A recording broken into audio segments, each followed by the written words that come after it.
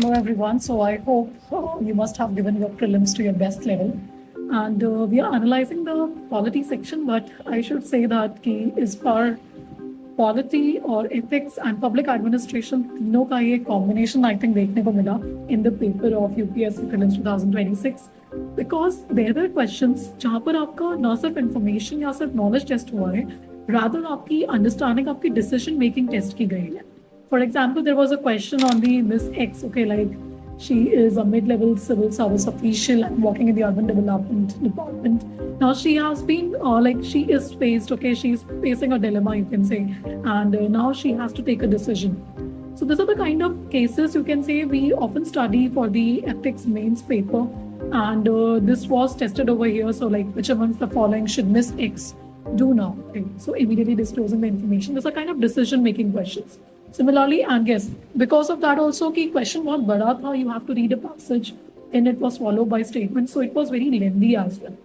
Similarly, there was another question on the multi-ethnic district. Okay, right, there is a protest. Okay, with respect to like the tribals have a different interest. So again, that required a lot of reading, and then based on that, you have to choose the statements. But कुछ ऐसे questions भी थे. Okay, like जो पहले जैसे थे, you can say जैसे हमेशा पूछे जाते हैं. But the change was that कि इनका पूछने का तरीका चेंज कर दिया गया. सो क्वेश्चंस में स्टेटमेंट्स तो दी हुई हैं, उसके बाद ऑप्शन में भी स्टेटमेंट्स दी हुई है, and they are not just direct statement. You again you have to understand each and every statement क्या लिखा हुआ है उसके बाद, और वो थोड़ी कंफ्यूजिंग भी है. उसके बेसिस पे रीड करके आप ऊपर जो क्वेश्चंस दिए उसको आप टिक करेंगे. There was a very interesting question on the article 13. So like one person is having an idea of Article 13 in some manner, Mr. X, okay, and then there is Mr. Y.